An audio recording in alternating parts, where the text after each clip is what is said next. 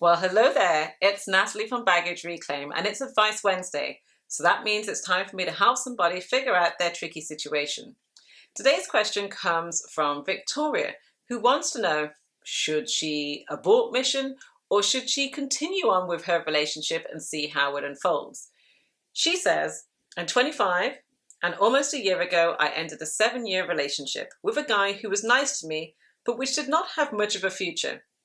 A few months after the breakup, I began dating another guy 2 years older who in my fantasy was perfect. So he had the looks, to the job, to the personality, to the quirks. I fell fast and hard. He was unavailable and broke up with me because the spark had died and he couldn't see it becoming long term. This breakup was significantly harder for me to get over than my previous, even though throughout the 4 months we were together, I was an insecure wreck. It's been several months since then. I am working through your books right now to help me curb my obsession and eliminate my fantasy about this guy. The thing is, I met another guy who is very nice to me, with whom I don't feel insecure. In fact, I feel comfortable around him and we've had deeper conversations. It's only been just over a month that we've been dating. The last time I saw him, we live in different cities, so he always drives to me and we always end up spending almost the entire day together. Things got a little more physical. Since then, I'm feeling very uneasy about this new guy. He respected the boundaries I set, so that's not it. I feel like I'm not entirely attracted to him, or maybe I'm still unavailable myself. I'm taking your advice to view dating as unfolding, but right now I'm feeling quite uncomfortable and not sure how to proceed. I have a voice in me telling me to end it now and learn to be single. And then there is another voice telling me to give this guy a good chance. Should I abort mission or give it more time to see how things unfold? Well, she definitely needs to step out of this situation because she is not over her ex. One of the things that you really need to be in order to be truly open and available for a relationship is over your ex. If you're spending time reading up on how to curb your obsession about your ex, it's fairly safe to say that you're not over them. And in this particular instance, what Victoria has done is really avoided her feelings about the end of each involvement and sort of ricocheted from involvement to involvement. And then to compound all of that, really all of her adult life, she has been involved in relationships. Now look, we can be involved in relationships, but if we don't really have a good sense of who we are, including our values, so, our character, the direction in which we want to, lead our lives, then we are going to make choices from a place of lack of self-knowledge, lack of self-awareness, but also from insecurity. Because I don't think that Victoria knows who she is without a relationship. Who is that Victoria? Victoria is bouncing and bouncing from relationship to relationship. She spent 7 years with a guy who, by her own admission, he was nice, but she didn't really see it going anywhere. 7 years is a long time to spend with somebody who you don't see that relationship going anywhere with. She's then gone into a relationship that was 4 months long with somebody who she had no shared core values with. She liked him superficially in the sense of he had the looks and the job and the quirks and the personality, but he didn't have anything else going on with him. And she was an insecure wreck. And she thinks to herself, oh, well, it's been harder for me to get over that relationship than it was for me to get over the 7-year relationship. But the reason why it's hard for her to get over that 4-month relationship is because she's personalized his decision to opt out of things. He was unavailable in the first place. And what she also hasn't done is she hasn't acknowledged her reasons for being incredibly insecure in that relationship. Instead, it's become like, what did I do? What did I do to scare him off me? He was my perfect man.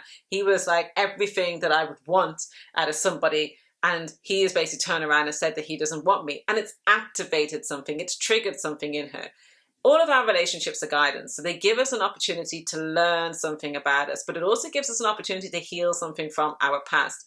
And I suspect with Victoria's relationships that something is coming forward from her past and it's becoming increasingly painful and uncomfortable because she isn't looking at what that is. That discomfort is now showing itself in this latest relationship, and her inner voice, that quieter voice which she is tempted to ignore, is telling her, you need to end this relationship and learn how to be single. That is the voice that she needs to pay attention to, not to the one that's really trying to guilt her into making a choice where it's going to be like, oh, but you should give this guy a chance and see how things unfold. Here's the thing. If you're not over your ex, it isn't fair to the other party to continue on with the involvement. As Diana said all those years ago, there were 3 of us in this relationship. That's not fair to them, but it's also not fair to you.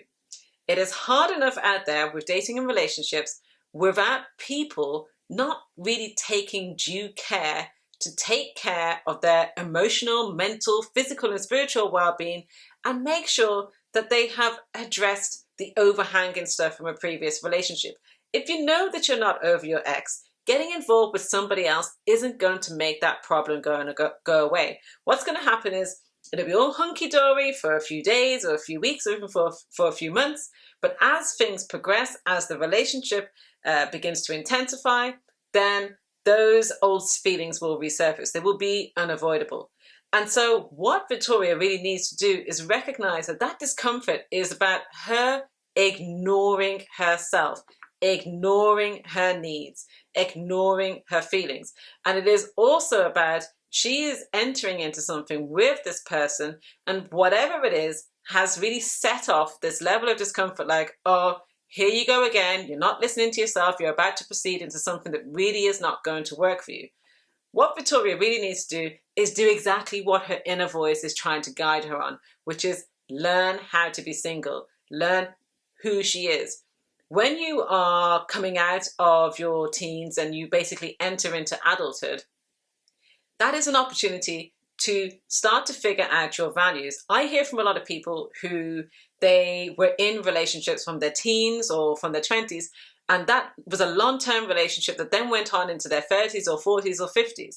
And what happens is they would have entered into that relationship thinking, oh, this is who I am. And while they were in that relationship, they would have got a sense of what their values were and suddenly started to realize that actually they were not similar to that person. They then come out of these relationships, but they don't necessarily have a good sense of who they are. And in order to choose better in a next relationship, part of that is about recognizing what it was that we needed, what it was that we didn't know about ourselves in those previous relationships so that we can choose better for us moving forward.